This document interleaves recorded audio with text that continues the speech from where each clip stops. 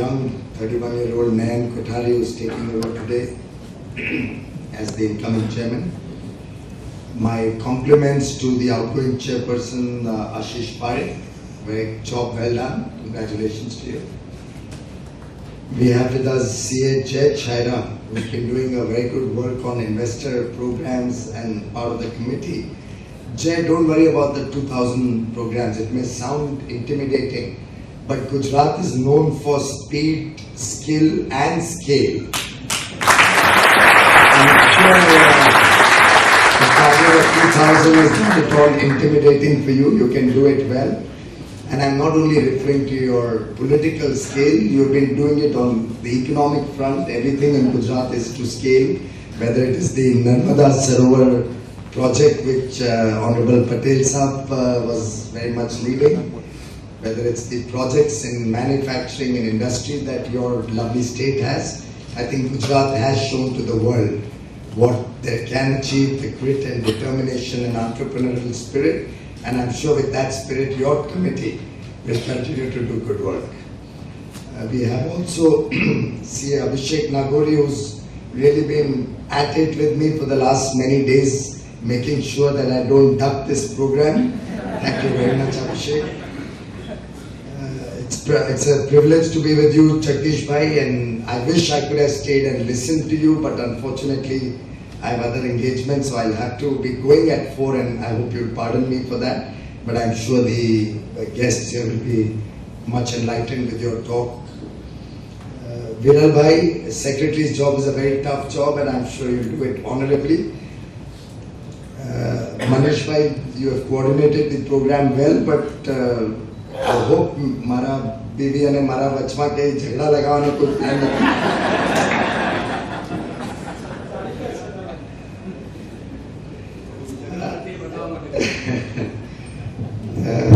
Yash Bhai, I think Yash was the secretary last year. Compliments to you for having done a good job. Ladies and gentlemen, I must acknowledge the presence of Mr. Khan, who's the Honorable Chairperson of the Vadodara Urban Development Authority. Thank you very much, sir, for coming.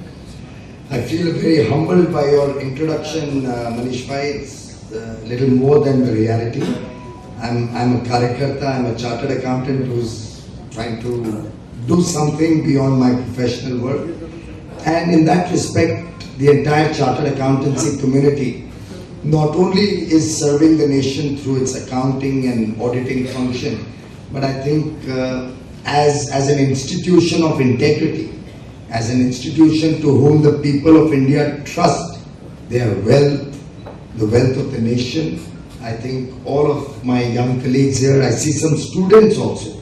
I see some students in the audience. I think budding chartered accountants, current chartered accountants, all of you have a very onerous responsibility to work for the nation and actually protect the treasury of the nation. And I wish all of you well in your work. I'm very delighted to see the smooth takeover. As Manish Bhai said, I would love to see that same smooth takeover in Delhi. But that's the strength of India. That's really the strength of India. The Indian democracy is so vibrant that over 67 years of independence, we've had 15 Lok Sabhas go by, now it will be the 16th. And we've had more governments than Lok Sabhas in the last few years. But every time it's a seamless transition of power, a transition of power sometimes even to minority governments, but seamless, without any pressure, without any sort of problems. And that itself is the strength of India, the nation, the India that we are all very proud to be a part of. I'm also told in 48 years, your branch of Vadodara has never had an election. It's been a consensus building exercise. It's been an exercise where you involve everybody's participation, and I'm really very impressed to see that 48 years of which continuously for the last 13 years you have been the best branch. My compliments to all of you from Vadodara, all of you in the committee, and I'm sure you'll keep the tradition going for many more years to come. I'm sorry I got a little late, and because of which your function got a little delayed. But I don't think the loss is so much yours, because you will be happy to know that I have a closing deadline. So you will have to suffer me for less time. So to that extent, you will be happy that the program started late. The loss is entirely mine. મારો plan હતો કે અહીંયા આવા પછી પહેલા ગુજરાતી થાળી ખાવાનો plan હતો. That's a rain check on the Vadodara chapter of the institute. So maybe the next time I get the privilege of coming to Vadodara, my Gujarati thali still remains. And I'm very fond of Gujarati food, by the way, not only me, but my wife, my son. My son would die for a Gujarati thali, even in the US where he studied. I'm very glad that the program today is an investors awareness program. Initially I thought, what will I do in an investors awareness program? I'm not really somebody, an expert on retail investment, or I'm not an expert on the stock market, much as I do investment banking, but I would not consider myself as well equipped as maybe Jagdish Bhai or Jay to really enlighten you on the subject. But I realized that what I'm going to talk about today, the Indian economy, what should be our vision going forward for the economy, what are the opportunities before India, is as much a subject that investors want to talk about, want to know about. Because ultimately today, we've come to a situation where investors feel threatened about their investments. Not only in the stock market, their investments in our nation as such. Investors, both domestic and foreign, are actually looking outside India to put in investment. We are seeing a flight of capital. The figures show that more Indians are investing outside the country than foreigners who are investing in India today.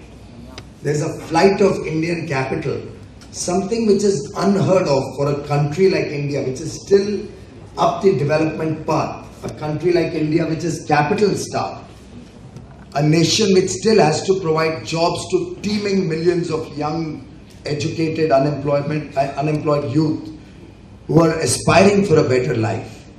And in that respect, the state of the economy, the state of the future of India, I think are both equally important for investors to know about, to discuss, and also to deliberate. Ideally, I like to have a more interactive session. Now, if you could just raise your hand if you think at the end of my talk you will have a question to ask. I'll moderate my time in such a way so we can leave time for questions at the end. I really don't know how much of an interactive session you prefer.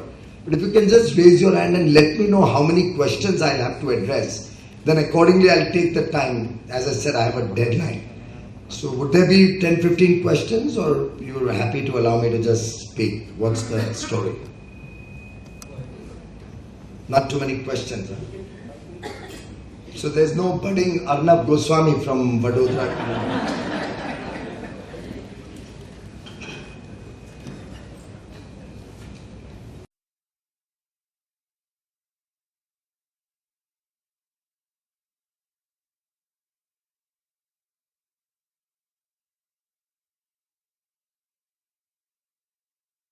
To recover. Parliament has just got over yesterday. End of the day, we did do some work. We passed 17 laws in the Rajya Sabha. So, in that respect, again a sign of the vibrancy of Indian democracy, that when it comes to accepting that we have to work, deadlines have to be met, and certain constitutional responsibilities have to be fulfilled, even your politicians don't let you down. So in that respect, we did do a lot of work in the last few days. The Telangana bill was cleared, albeit with a lot of assurances and a lot of promises that the government has given to the people of Simandhara and coastal regions and Rayalaseema to ensure that their interests are also protected. A demand that we have had for many years in this country to meet the aspirations of the erstwhile Nizam state was fulfilled day before yesterday when Parliament conclusively cleared the Telangana bill. Thereafter we cleared many more bills including the bills on the whistleblowers protection, including bills related to the Delhi budget, the national vote on account of the central government. Many other things were cleared, and despite a lot of politics within the House, and I'm just saying this because as an introduction, it was mentioned that I'm in the Rajya Sabha, and every day when you switch on the TV, you see all sorts of unruly behavior, and you see pepper spray being sprayed. I thought pepper spray was more for the ladies to protect their dignity and any untoward incident. But considering the way things are going, I think all of us will also have to start carrying pepper spray. Maybe not in Gujarat, but certainly in Delhi. I must tell you that a lot of parliamentary work gets done in the parliamentary standing committees and consultative committees. So the actual effective deliberations, debate, discussion happens in the parliamentary standing committees, which work in a far more orderly fashion. Fortunately, because there are no television cameras and we are not trying to speak to our voters back home. And there we all work beyond partisan party lines. So in that respect, there serious deliberations take place.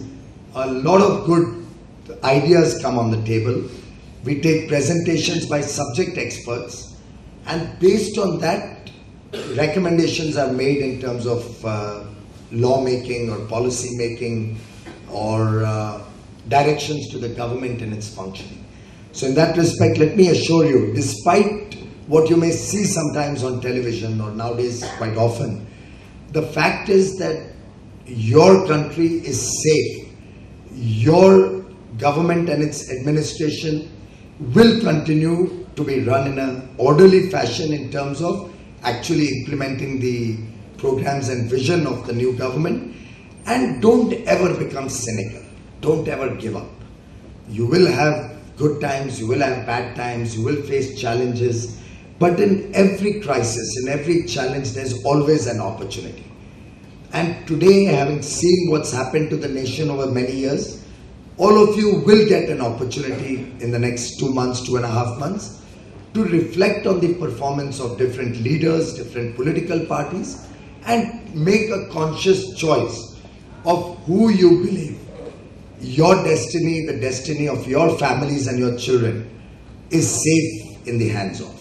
And I'm sure all of you will exercise your franchise, will exercise your vote with due diligence, after much thought, and carefully and certainly exercise your vote. It is very important for all of us as citizens to recognize the power of our vote. If any of you are not yet registered as voters, please do that right away, if possible on Monday itself. The voting lists are still open. You can still register new voters. And I see a lot of young children here, and I would urge all of you to ensure you can go on the website and check if you are registered as a voter. If not, go down to your nearest ward office or municipal office and get registered. You can even register online. But it's a duty on all of us, not only to be first registered, but also to go and cast our vote. I'm actually diverting from the subject on hand, but I do believe our right to criticize, our right to demand, our right to hope for a better tomorrow is contingent on our exercising our franchise, our participating in this democratic process, and our going to cast our vote on whatever date it is finally promulgated, so that we fulfill our responsibility to the nation. So I hope all of you, and I hope the Chartered Accountants Institute would run a project in your area, in the rest of Gujarat, maybe nationally. You could escalate it, Chair, to the National Central Council also. You have 2,25,000 students, CAs, you have 12 lakh students. And in a program in Mumbai about 2 or 3 weeks ago, where I was addressing Chartered Accountants, your erstwhile President Uttam Agarwal actually showed me the power of the Chartered Accountancy community. So he made me do the math sitting on the stage, and I realized if you add the 2,25,000 and 12,50,000 students, you have about 14.5, 15 lakh persons. He said, and I take him at face value, though my personal belief is each of you would have a far bigger circle than 200 persons. But he said each one of us has at least 200 persons in our area of influence, whether our colleagues in office, whether our friends, our neighbors, our employees. So if you multiply 14 lakh 50,000 by 200, you are what? About 30 crores? Right? You have an area of influence of 30 crores. Even if I reduce it by half for overlap and stuff like that, you have 15 crores. And 15 crore families, each family has between three votes or so at an average. 45 crores. You know, the total votes cast in the last election were some 28 or 30 or 35 crores. It was less than 45 crores. So if only just a community like yours and mine, I'm equally a part of that community, if only we would take it upon ourselves that we want to make a difference to the destiny of India, and we sacrifice a little personal time and go into society, go into our neighborhood, go to our people, pick up our phones and talk to people, you could actually influence the election so decisively that you can change the destiny of India. So this is just some opening remarks I thought I'll make before I come to talking about the subject of the day, the Indian economy, and what should be the vision of India going forward. Of course, one can talk a lot about the past. As I said earlier, I'm not a cynic. I do have very strong comments of what have happened in India in the last few years. But I think we should, at some point of time, let the past be the past and look to the future. Probably the time has come now. We've had a situation where a lot remains to be done. We have a situation where a lot of things happened in the past which demoralizes us. It leaves us quite unfulfilled. It leaves us unhappy. After all, nobody can be happy with the kind of corruption we see in the rest of India largely. Nobody can be happy with the kind of large-scale corruption. Nobody can be happy with the petty corruption in our neighborhood. Nobody can be happy with growth having gone down so significantly. Nobody can be happy that jobs are not available. The other day in Kolkata, again in a CA Institute memorial lecture, our past president Naryalwala memorial lecture, I was told chartered accountants today have to do jobs at a salary of as low as 5,000, 7,000 rupees. Certainly, we don't want to see an India where there is jobless growth. Certainly, the homemakers and the women here are not happy. And of course, even the men, because you do have to, end of the day, foot the bill. For the kind of double-digit inflation we've seen for 6 years in a row. Nobody can be happy that food prices are so high that you still have destitution, you still have poverty in the nation. Nobody can be happy that the debt, the foreign debt on each one of us sitting here in the last 10 years has quadrupled from 5,000 rupees to some 22,000 rupees per capita. Nobody can be happy about these things. But then there's a lot that can be done to set things right. And that is where a leadership which has vision, an honest leadership which can actually lead from the front, can make a difference to our future. What should be the program of any new government, whichever party gets voted to power? What should be the program? What should be the vision? What can be the ideas that a person can implement to change the fate of our future, to change the fate of our next generation? If you ask me, one of the biggest issues that the nation is grappling with today would be jobs. I think the nation needs to address the subject of whether it's job creation, you can call it employment opportunities, you can even call it working opportunities. Now everybody need not necessarily be in a job, and certainly nobody better to say that than to a Gujarati audience who are probably in their DNA entrepreneurial. What we need is a nation where there are opportunities. What we need is enabling environment where people have an opportunity to earn an honest day's living. And to my mind, any vision of a new government will have to have as a central base theme, job creation. Enabling people to become employable, skill development. If you juxtapose skill development and jobs, they are both very closely correlated. After all, if you want to look for today a driver, at least in a city like Mumbai, I don't know what's the situation in Vadodara, it's very difficult to get a trained, experienced, or if not experienced, at least well-trained driver who even understands the laws of traffic rules and discipline of driving well. As a nation, I think we have failed to skill our people, to make them employable. Look at the state of education that we provide our youngsters.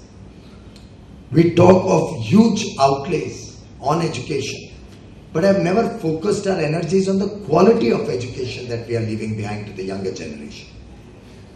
End of the day, when we are ranked among 74 nations of the world, it's called the PISA rankings, I don't know, performance of international students. It's a worldwide PISA ranking. The Indian students come 73rd.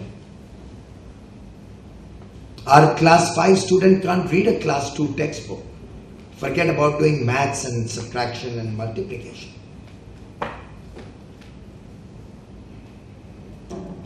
The government does talk about skill development, but against a target of 90 lakh people, which were to be skilled in the years just gone by, 2013-14, India skills only 3 lakh people against a target of 90 lakh. And that's the kind of pressing urgency and need. We skill only 3 lakh people.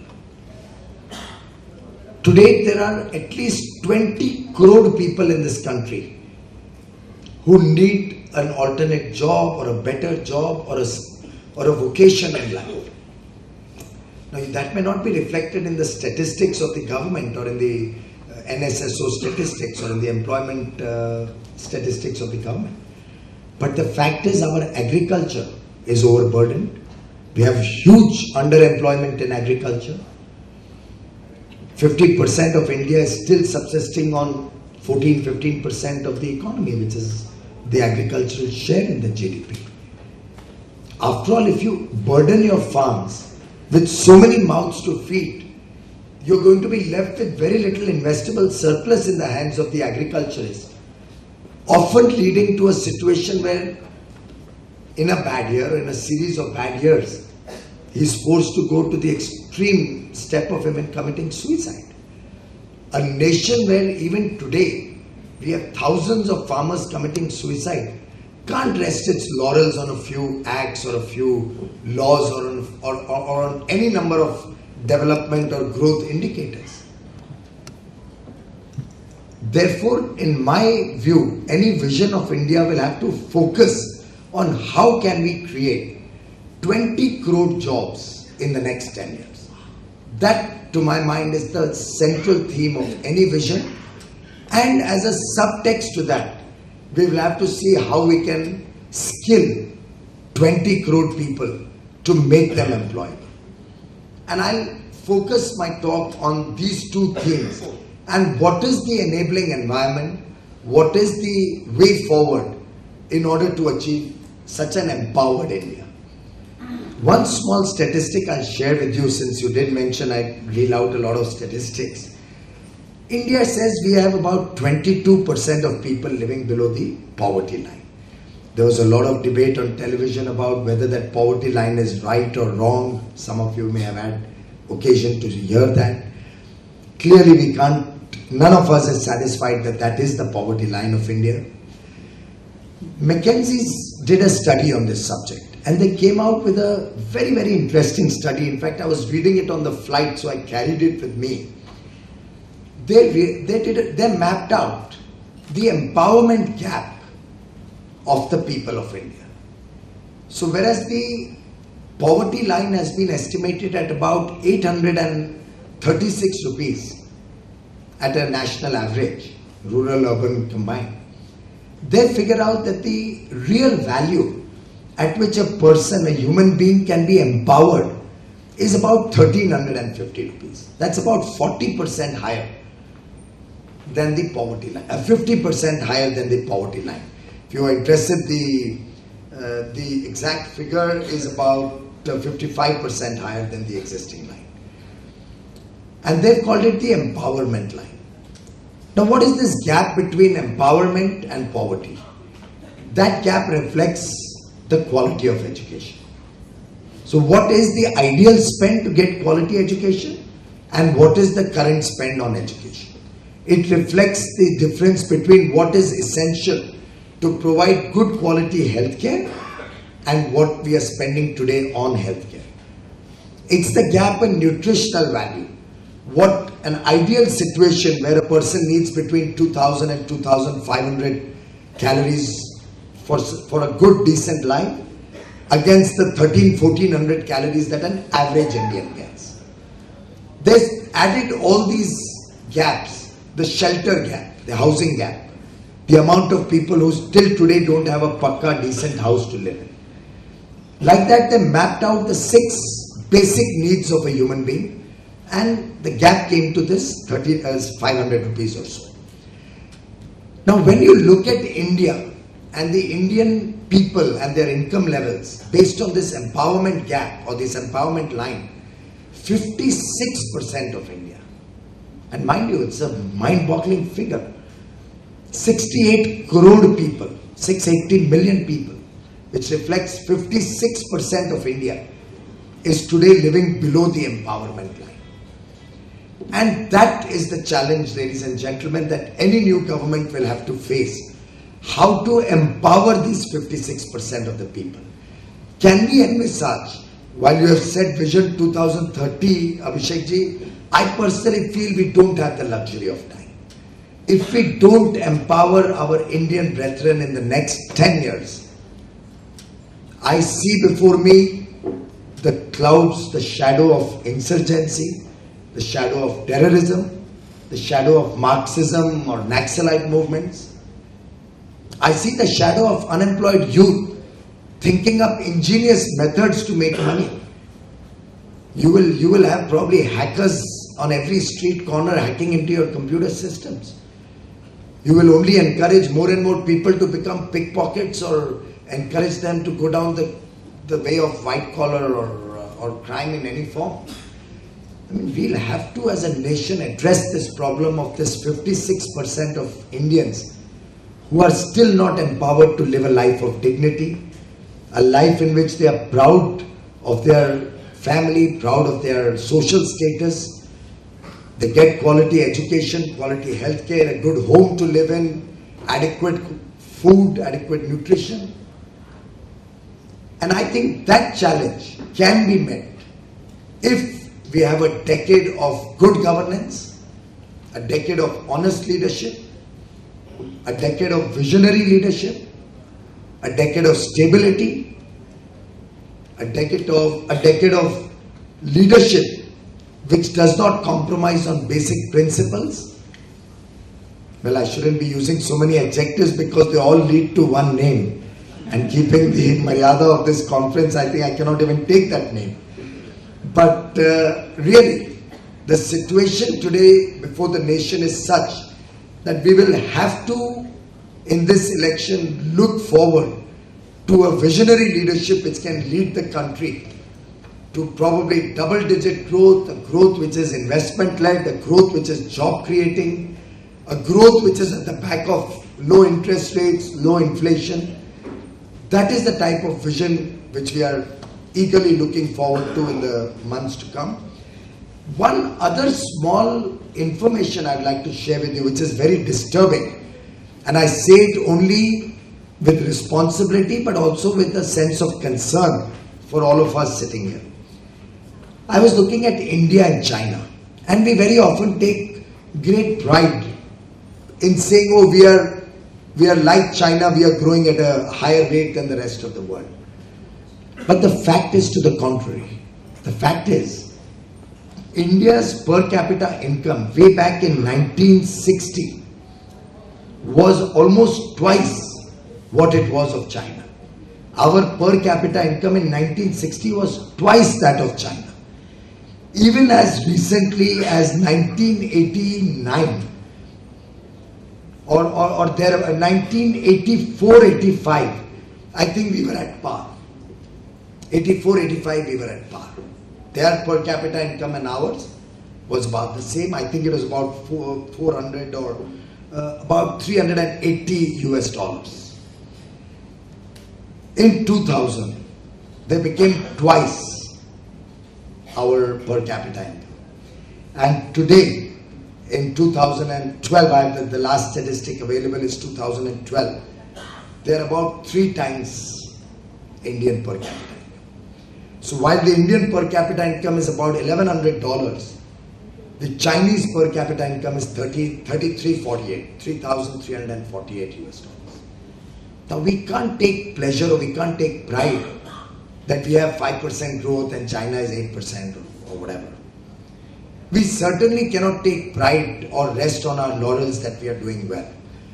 I mean, very often we hear on television somebody telling us that, oh, we've grown 4.5 or 5%, or at an average over many years we've grown at 7%, whereas US has grown at only 3%. US has a per capita income of $43,000. Even 3% of $43,000 is about $1,300. It's more than our entire per capita income in a year. Their growth in a year is more than our annual per capita income. At $1,100, even if we grow at 7, 8, 10%, we still add only $100 to our person's income. I certainly don't think India can really be happy about this situation for many years. We'll have to really aim big. We'll have to aim like Jaibai. We'll have to aim at large scale. And in that respect, one of the guiding principles or design principles of the future, of good governance or policy making in the future will certainly have to come from your state, and that is speed, skill and scale. That will have to be the design principle or one of the guiding principles of any new government. We'll have to think to the future and think big. We cannot plan our highways, our airports, our railway lines, keeping 10 and 15-year horizon. We'll have to keep a 50-year horizon and plan big. We'll have to address the supply side if we ever want inflation to come down.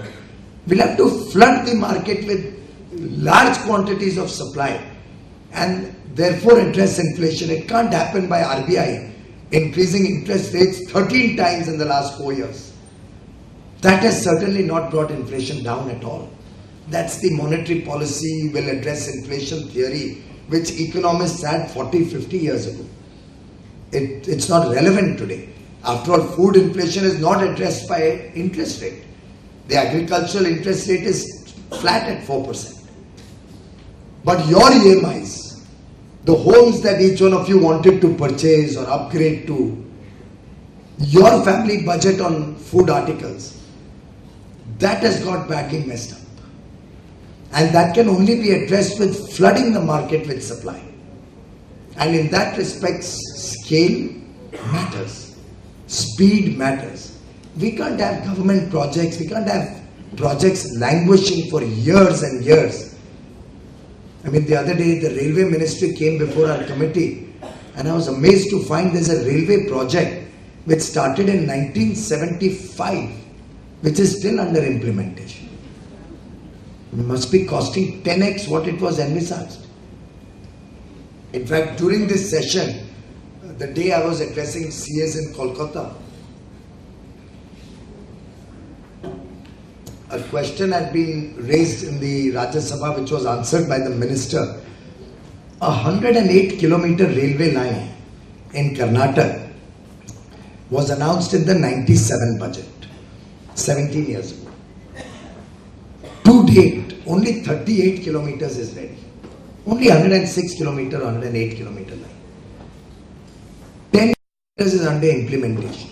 and 56 kilometers will start soon. The project cost, which was originally envisaged at 224, is currently estimated at 840 crores. By the time it finishes, your guess is as good as mine what it will cost. That's where speed comes in. We'll have to start planning and visioning for the future.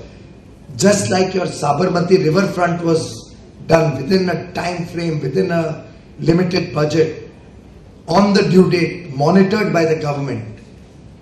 That's the type of future that the nation is looking for. Time-bound projects, cost-bound projects. Projects where the fruits of that project can be enjoyed by all of you well in time, and don't wait for 15 years before you can either enjoy the waterfront or go into the railway line and travel in a train on that track. Another very important, and I would say probably the most important guiding principle. Maybe I'm drawing too much from Gujarat, but since I am in Gujarat, I think you'll allow me to indulge in another favorite line that comes out of Gujarat: minimum government and maximum governance. When we talk of good governance, we have to get government out of your lives. Whether it's your personal life, whether it's your professional life, your business life, your family life. I think there's too much of government in our lives. We want less of government. Of course, the other day I was asked the question when I said this, that, oh, are you going to sack government employees? I don't think that's the question. I don't think it's a question of sacking people.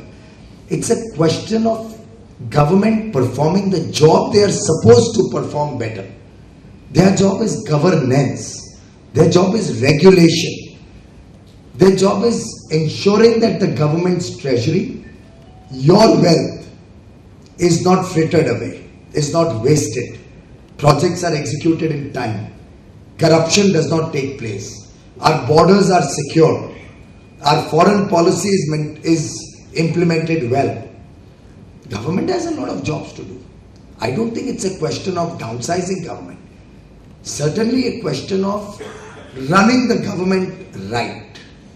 That certainly is required. And that's where government has to focus its functions on good governance. They have to focus their efforts, their energies on creating an enabling environment which encourages investment, which empowers entrepreneurs, which facilitates new businesses, which creates infrastructure where the people can work better, enjoy better. And that's the type of government that I think a new government at the center, a vision of the new government will have to be framed around this important aspect. Another very, very, very important thing, and in a way the example of railways that I gave you suggests that the country will have to become more outcome focused rather than outlay.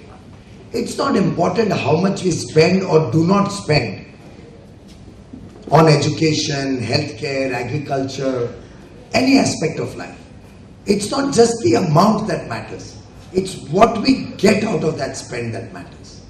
Ultimately, the outlay, you can increase 10 times. But unless the outcome is good, that money is only going to add to the waste. In fact, that same McKinsey study found at an average 50% of government spending to be wasteful. 50%. And mind you, that's a very mind-boggling number. And it's not a number that I've taken out of my hat. McKinsey, you and I can trust, would have done a lot of number crunching, a lot of detailed analysis and study before they came up with a number like 50% of government spend goes wasted.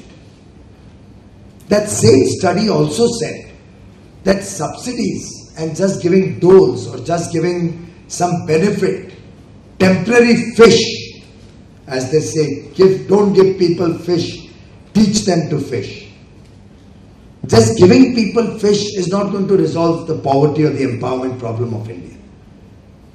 The McKinsey study found that only 8% of the reduction in poverty over the last 20-25 years can be attributed to government projects or government plans. Only 8% of reduction in poverty. The larger share of poverty can be reduced only by job creation, only by empowering people, only by making them stand on their own feet. So very clearly, outcomes will have to be the important focus and not just mere outlays. So when you hear on television, you hear leaders giving speeches that the spend on education should be doubled, healthcare spend should be tripled. I don't think that's important. What's important is the outcome. Are we giving quality education? Are we developing the vocation or skill of an individual to make him suitable for the employment or the vocation of his choice? Are we ensuring good health care for a pregnant woman? Do our children get good health care from childbirth until his old age? Are our citizens getting preventive health care, curative health care, even palliative health care if something were to be so untoward that there is not much hope? Even the palliative healthcare is very important to a person in old age. I think we as a nation will have to look at the final outcome of each one of our spends, as I'm sure you do when you spend to create that beautiful building of the institute in Vadodara, which I just saw in that brochure. I'm sure you saw every rupee was well spent. You must have made sure the tiles are good. You must have made sure the quality of your projector is good. The air conditioning is effective for so many people who will sit in that hall. I think government will have to start thinking of this money as your wealth, and that they are only custodians and trustees of your wealth, and will have to become accountable for whatever they are doing. Accountability brings me to the fourth principle of transparency. Now, today we have a situation where we have RTI. It's a very powerful tool. Certainly RTI has brought out a lot of things that are happening or were happening and could have been done better. But I'd like to throw a proposition to you. What does RTI do? It's a post facto information that you get. Now, on that post facto information, you can act, you can highlight certain wrongdoings, you can hope that something will be set right. But I would like to suggest another alternative theory to you. Suppose we were to reduce the amount of discretion that government and political persons have to exercise.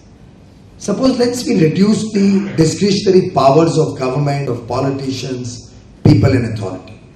I'm not suggesting that discretion will never be used. There will be a number of occasions where discretion will be required to be exercised.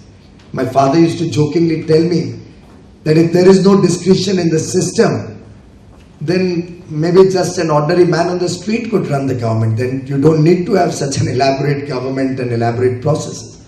You don't even need a managing director or a chairman of the council if there was no discretion to be exercised. So I'm not for once suggesting that a system can be created where absolutely everything runs like clockwork. But my proposition to you, ladies and gentlemen, is that make sure that whenever a person exercises a discretion, he does it with a speaking order. He has to write reasons why he has exercised that discretion. And that speaking order should be put out in public domain, maybe on the website, for public knowledge. Let the person who is signing that file, who is taking that decision, know that 1 hour after he takes that decision, it is going to be in the public domain. उसका हाथ कांपना चाहिए चोरी करने के पहले. Let us look at the preventive solutions rather than just a solution which after 10 years somebody takes out in an RTI, maybe files a case, goes to courts, and then they are required to maybe cancel licenses issued under the seal of the President of India, or mining leases which were allotted in an arbitrary fashion, and then your investors suffer. The investors who put in money based on the assurances that maybe a chartered accountancy firm, one of the big four, or a firm run by such illustrious chartered accountants as sitting on the stage did a due diligence, some top firm like Amarchand or AZB gave a legal opinion, everything is hunky-dory. After all, the President of India has signed this license. How can we fault that? And then 5 years, 3 years later, a court strikes it down, saying that the process behind it was vitiated. Probably there were collateral reasons, there was corruption in the process. And who is the sufferer? The nation certainly has suffered the corruption. But the investors who invested in that company were innocent. They were not aware of what has happened behind the curtain. So it's very important that we think of preventive measures to attract investment to India, to attract even Indian entrepreneurs to invest in India. आज सब दुखी है uncertainty से, दुखी है policy paralysis. और वो paralysis क्यों आती है? जब आदमी डरता है कि मेरे हर डिसीजन के ऊपर मेरे पेंशन के बाद मुझे आंसर देना पड़ेगा। लेकिन अगर उसको विश्वास है कि मैंने जो डिसीजन लिया, मैंने कारण देके डिसीजन लिया, वो कारण जनता के समक्ष रखे, अगर किसी को कोई तकलीफ है तो भैया आज ही उठा दो, 10 साल बाद जब मैं पेंशन से घर बैठा हूंगा तब मत आना मेरे दरवाजे पे कि ये डिसीजन आपने गलत लिया। वैसे ही जो इन्वेस्टर है, जो निवेशक है, उसको भी ये मन की तसल्ली चाहिए कि जिस कंपनी में मैंने इन्वेस्ट किया उसकी कोयले की खानें अच्छे सही ढंग से प्रोसेस से दी गई है, उसका power purchase agreement transparent bidding process या प्राइस डिस्कवरी मैकेनिज्म के बाद ही तय हुआ है, उसकी जमीन की अलॉटमेंट ईमानदारी से हुई है। ऐसा नहीं कि फार्मर को 100 रुपए दिए गए और इससे 5,000 रुपए लिए गए हर स्क्वायर मीटर पे। तो अगर प्रोसेस में ही हम शुद्धता ले आए, अगर प्रोसेस में ही ट्रांसपेरेंसी ले आए, तो मुझे लगता है निवेशकों को भी, इन्वेस्टर्स को भी तसल्ली होगी जब इन्वेस्ट करेंगे कि हमारा पैसा सुरक्षित है, कंपनी के ऊपर कल जाके आंच नहीं आएगी। तो इन दैट रिस्पेक्ट जब मैंने आपका टाइटल पढ़ा आज की कॉन्फ्रेंस का, I actually felt it's quite appropriate that I will be talking because my design principles all matter to your investors. They want to see that their investment is based on transparency, is based on a situation where the nation is going to progress and not have insurgency and Maoism and Naxalism because it has millions of unemployed educated youth. That the nation's wealth is being invested well by the government and that there is a leadership under whom businesses will prosper, people's lives will prosper, our consumption will increase, we will have more disposable income to spend, our future will have better quality education, we will have more skilled people to employ in future growth and expansion. I think given these circumstances, Jagdish Bhai, investors should be happier to invest in a nation like that. And that, to my mind, are broadly the guiding design principles on which any future government post 31st of May, which is the deadline of this government. Again, I'm on a non-partisan platform, so I'm restraining myself from saying so many things I would have liked to say. But come 1st of June, which is clearly a deadline by which we'll have a good new government, hopefully. I'm looking for that vision. These design principles being inculcated in the vision of a new leader, which will take this country forward, which will take us on the path of development and progress, and certainly augur well for all of you. I'll just briefly mention where I see those 20 crore jobs coming from, because I don't want you to go back thinking, ये भी एक सपनों का जाल बिछा के एक और पॉलिटिशियन चला गया, 20 करोड़ जॉब बोलना कितना आसान है, 20 बोलो, 25 बोलो, 30 बोलो. But I promise you, ladies and gentlemen, I have deliberated on this for about a year and a half, मैं 1.5 साल से एक एक सब्जेक्ट पे स्टडी कर रहा हूं, कैसे भारत में 10 वर्ष के अंदर हम 20 करोड़ नौकरियां दे सकते हैं लोगों को। और मैं बड़े दावे के साथ कह रहा हूं कि यह संभव है, हो सकता है, और 10 वर्ष के अंदर गरीबी नहीं खत्म करेंगे, एम्पावर्ड इंडिया क्रिएट करेंगे। गरीबी खत्म करना ही आज इस देश के लिए इनफ नहीं है। We need 120-130 crore empowered Indians in this nation, and that is possible. और ब्रॉडली मैं समझता हूं 4 एरियाज पे अगर इस देश ने फोकस किया, और मैं उन 4 एरियाज पे 2-2 मिनट लूंगा, उससे इस देश में आगे आने वाले 10 वर्ष में 20 करोड़ नौकरियों का उत्पादन हो सकता है। क्लियरली मैंने स्किल डेवलपमेंट की एक बात की थी। कोई पूछ सकता है कि 20 करोड़ लोगों को स्किल डेवलप करने के लिए पैसा कहां से आएगा?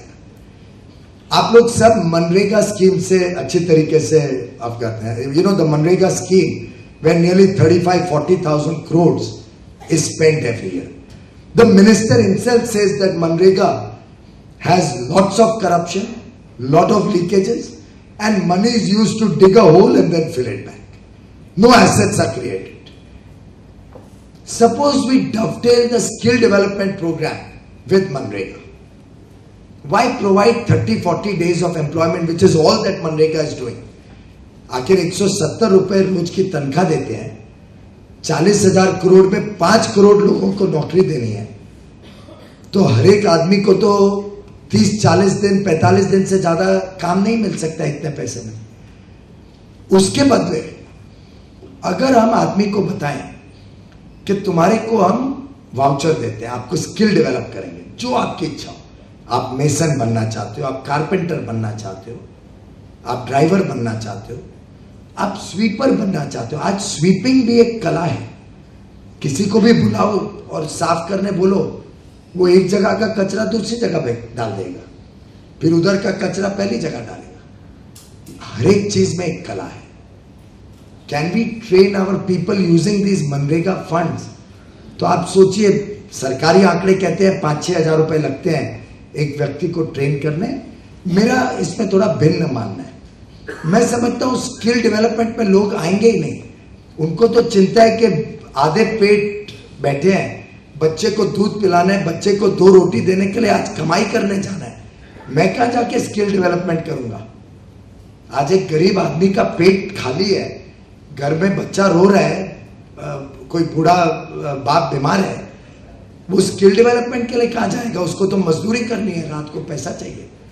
तो आपको स्किल डेवलपमेंट के साथ उसको स्टाइपेंड देना पड़ेगा। आपको कहना पड़ेगा आप स्किल डेवलप करो, हर महीने 3,000-4,000 रुपए आपको पैसा देंगे घर चलाने के लिए।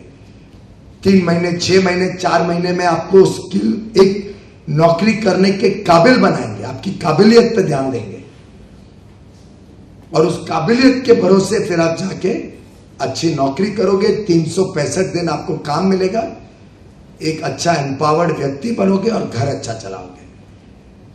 और अगर 40,000 करोड़ में साधारणतः 20,000 करोड़ एक व्यक्ति के ऊपर लगा, उसको स्टाइपेंड देने में, उसकी स्किल डेवलपमेंट करने में, तो आप हर वर्ष 2 करोड़ लोगों को स्किल डेवलप कर सकते हो।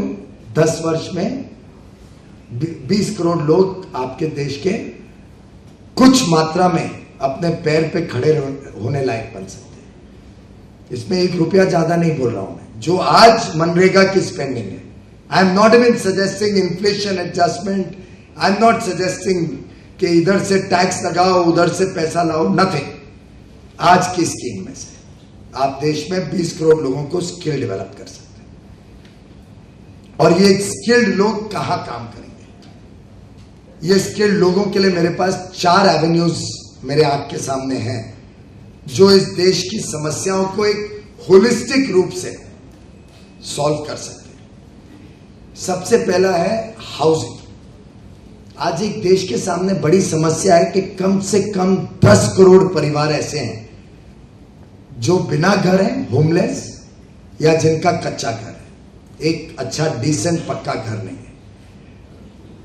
मैं समझता हूं इस देश को अगले आने वाले 10 वर्ष में किस प्रकार से 10 करोड़ घर लोगों तक पहुंचे, गरीब से गरीब आदमी को घर मिले, उस घर का कुछ एक रीजनेबल साइज हो, एक शौचालय हो, बाथरूम हो। ये भी आवाज आपके यहां से उठी थी, I don't need to repeat it. हर घर में एक शौचालय हो, हर घर में एक टॉयलेट हो, उस घर में सोलर पैनल हो ऊपर जिससे उसके घर में बिजली आएगी, स्टूडेंट पढ़ाई कर सकता है। हो सके तो उसको कुछ सोलर कुकिंग या एलपीजी सिलेंडर का कनेक्शन दो। किस प्रकार से हम एक ऐसा वातावरण बनाएं जिसमें इनडायरेक्टली फैमिली प्लानिंग भी होगी। I don't know how many of you are aware, it is the studies have shown, अगर घर में बिजली हो तो फैमिली साइज छोटी होती है। It's a fact, it's a reality which is proved bye statistics and studies. अगर घर में बिजली हो, बच्चों को अच्छी तालीम मिले, पढ़ाई मिले, health care is well taken care of for young girls and women, generally family sizes are shown to be smaller. Family planning is not going to solve the problems of this country. Education and better lifestyle certainly will. इस प्रकार का घर, और उस पर मैंने पूरी scheme बनाई है। आज समय की पाबंदी है, पर आने वाले दिनों में किधर ना किधर मौका ढूंढ के जरूर उसको इलैबोरेट करूंगा। पर मेरे हिसाब से इस प्रकार की स्कीम प्रैक्टिकल है, फंडेबल है, डुएबल है, through the means of interest subvention. If we can provide long-term funding, maybe 30-year funding, गरीब से गरीब आदमी जो होमलेस शायद फुटपाथ पे रहता है, अगर उसको कहो कि तुझे इस प्रकार का घर मिलेगा जहां बिजली भी होगी, शौचालय भी होगा, एक किचन होगा, तुम्हारी हेल्थ इंप्रूव होगी, तो मुझे लगता है 500-600 रुपए वो कैसे भी काम करके, कुछ ना कुछ काम करके देने के काबिल बनेगा। उसको एक प्रोत्साहन होगा काम करने का। और housing alone has the ability to create nearly 1.5-2 crore jobs in this country, the real estate sector, the construction of affordable houses. The other very important sector which India needs to focus on is tourism. मैं समझता हूं tourism एक मात्र ऐसा sector है जो jobs नहीं पर देश की अन्य समस्याएं, चाहे वो करंट अकाउंट डेफिसिट हो, चाहे फिस्कल डेफिसिट हो, चाहे इंफ्रास्ट्रक्चर की रिक्वायरमेंट हो, चाहे मैन्युफैक्चर्ड गुड्स की कंजम्पशन हो, हर सेक्टर को इंपैक्ट करने वाला और देश की जितनी समस्याओं उसका एक अगर होलिस्टिक सोल्यूशन को ढूंढना है तो वो है टूरिज्म। आज भी भारत में गत वर्ष फॉरेन टूरिस्ट अराइवल्स सिर्फ 68 लाख थे, 6.8 मिलियन। दुबई, सिंगापुर, मकाओ, छोटे छोटे शहर, नए शहर भारत से ज्यादा फॉरेन टूरिस्ट अट्रैक्ट करते हैं। फ्रांस की बात नहीं कर रहा हूं, फ्रांस में तो 830 लाख टूरिस्ट आते हैं, 83 मिलियन अगेंस्ट आवर 6.8 मिलियन। और फ्रांस का साइज देख लीजिए। भारत में ऐसी क्या चीज नहीं है, शायद फ्रांस से 10 गुना ज्यादा ट्रेडिशन, कल्चर, हेरिटेज, रिलीजन। हमारे यहां sea, sand, sun, snow, round the year you can get it in different parts of India. Can we not as a nation, instead of earning $17 billion out of these foreign tourists, aim to earn $200 billion? क्या हम 60-70 million tourist नहीं attract कर सकते इस देश में? Just tourism alone, ladies and gentlemen, has the capacity to create employment for 8 to 10 crore people of India. Every tourist requires people, whether they are taxi drivers, translators, airline staff. Airlines बढ़ेंगी, trains का traffic बढ़ेगा, सड़कों पे traffic बढ़ेगा, drivers, cleaners, infrastructure create होगा, उसमें नौकरियां लगेंगी. I mean that one subject, tourism, can be a game changer for India. Of course, manufacturing is the third pillar, which is another job creator. आपको ताज्जुब होगा, 91 में हमने रिफॉर्म्स का पाथ अपनाया, लाइसेंस राज खत्म किया। 91 में भारत के जीडीपी का मैन्युफैक्चरिंग शेयर 15.9% है 91 में। आज 2014 में वो 15.2% है। लिबरलाइजेशन, रिफॉर्म, एफडीआई, इस सब के बावजूद मैन्युफैक्चरिंग शेयर इन जीडीपी बढ़ा नहीं है, उल्टे घटा है। सरकार बातचीत करती है कि हम 25% शेयर लेके जाना चाहते हैं 15 से, प्रोजेक्ट्स अनाउंस होते हैं, बड़े बड़े इन्वेस्टमेंट प्लान्स बनते हैं, और फिर जाके किधर सरकारी कागज में, सरकारी कारोबार में अटक जाते हैं। India will have to seriously address this issue. What are the pain points that a manufacturer faces? मैं गिना सकता हूँ, मैं स्वयं एक एंटरप्रेन्योर रहा हूँ। मेरी जिंदगी के पहले लगभग 20 वर्ष मैंने स्वयं एक small scale industry as an entrepreneur शुरू की थी, उसको आस्ते आस्ते बढ़ाया। 17 वर्ष 18 वर्ष की उम्र में शुरू किया था, and I tell you it was probably the most painful years of my life. और कोई व्यवस्था, कोई परिस्थिति बदली नहीं है। आज 30 वर्ष के पश्चात भी लगभग स्मॉल स्केल एंटरप्रेन्योर, एक जो बड़े उत्साह के साथ युवक सोचता है मैं अपना काम शुरू करूंगा, वो फ्रस्ट्रेट हो जाता है। I think we'll have to address this issue, जहां पे मिनिमम गवर्नमेंट, मैक्सिमम गवर्नेंस सामने आता है, इंफ्रास्ट्रक्चर की रिक्वायरमेंट सामने आती है, ब्याज के दर गिरने चाहिए, ये विषय सामने आते हैं। We'll have to seriously address the manufacturing pain points and actually lift the share of manufacturing. And manufacturing, ये सरकार भी कहती है 10 करोड़ जॉब्स क्रिएट हो सकते हैं। वास्तव में आज चाइना इतना महंगा होते जा रहा है, the world is looking for an alternate destination to shift manufacturing bases from China.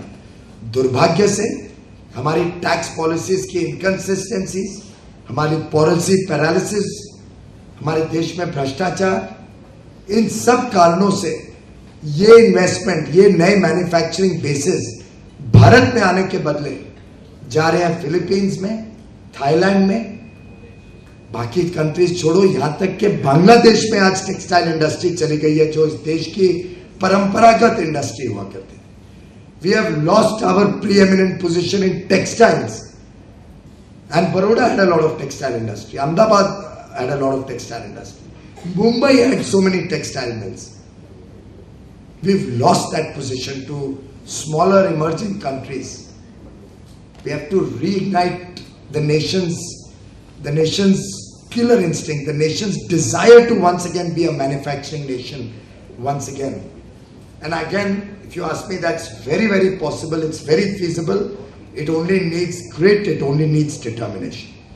और ये तीनों चीज करने के लिए, टूरिज्म हो, हाउसिंग हो, मैन्युफैक्चरिंग हो, इन तीनों का अगर कॉमन थ्रेड कोई है तो वो इंफ्रास्ट्रक्चर है। जब तक देश में अच्छी सड़कें नहीं बनेंगी, जब तक देश की कनेक्टिविटी, चाहे वो रोड हो, रेल हो, एयर हो, टेलीकॉम हो, नेशनल गैस ग्रिड हो, नेशनल पावर ग्रिड हो, नेशनल वाटर ग्रिड हो, जब तक आप देश में कनेक्टिविटी नहीं लाएंगे, and connectivity at the right price, आप ऐसा नहीं कर सकते मुंबई की तरह कि हमने सी लिंक का प्लान किया था। गडकरी जी जब पीडब्ल्यूडी मिनिस्टर थे, 420 करोड़ में एक कंपनी को कॉन्ट्रैक्ट दिया वर्ली से बांद्रा सी लिंक बनाने का। अब वो बनते बनते 12 साल लग गए उसको। 12 साल के बाद 1680 करोड़ रुपए लगे, और वो पैसा कोई हवा में से नहीं आएगा। वो आप और मैं तो मुंबई वासी हूं, आप जब भी मुंबई आते हो आप शायद आनंद लेते होंगे उस सीलिंग का, पर हम और हमारे बच्चे और उनके बच्चे जिंदगी भर टोल देते रहेंगे उसको यूज करने के लिए, क्योंकि कॉस्ट 4 गुना हो गया। तो एट द राइट प्राइस, जहां पे गवर्नमेंट का रोल है रेगुलेशन का, गवर्नमेंट का रोल है फॉलो अप का, गवर्नमेंट का रोल है एनेबलिंग एनवायरनमेंट का, कहां डीले हो रही है, डीलेस को कैसे रोका जाए, कैसे लीडरशिप दी जाए प्रोजेक्ट्स को भी।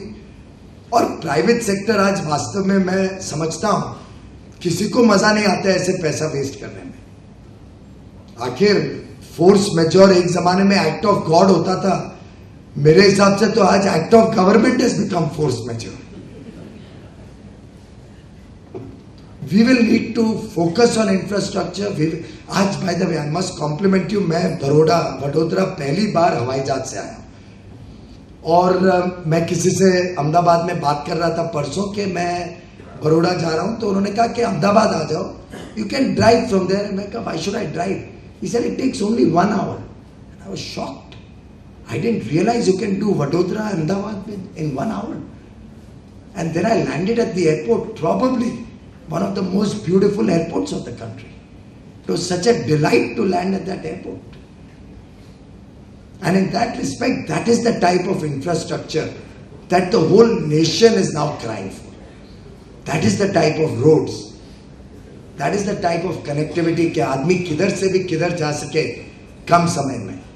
24 घंटा बिजली मिले आदमी को, हर गांव में पानी पहुंचे। आखिर एक सामान्य आदमी क्या चाहता है? सामान्य आदमी की कोई आकांक्षाएं, अपेक्षाएं, एस्पिरेशंस इतनी बड़ी नहीं होती है कि वो मुश्किल हो फुलफिल करने में। वो चाहता है मुझे पीने का पानी तो अच्छा मिले, शुद्ध मिले, मेरे घर में तो बिजली तो आए, मेरे खेत में मैं अच्छी तरीके से उत्पादन बढ़ा सकूं, मेरे को सीड्स मिले, फर्टिलाइजर मिले, पैसा मिल जाए कम ब्याज पे। आखिर छोटी रिक्वायरमेंट्स है हमारे एक साधारण व्यक्ति की। आगे आने वाले 10 वर्ष एक तरीके से चैलेंज है। We are coming out of a crisis. We stand at the crossroads where the nation's destiny is going to be written in the next decade. The time will not wait for us. Time will pass by. Opportunities will pass by. We have an opportunity, ladies and gentlemen, to craft our own destiny. Seize that opportunity. Please seize that opportunity. Let's give our nation and let's give the future generations of our nation an empowered India, an India we can all be proud of, and an India which cares for its people and in the world holds its head high with pride and becomes the true superpower that we all dream of. Thank you very much.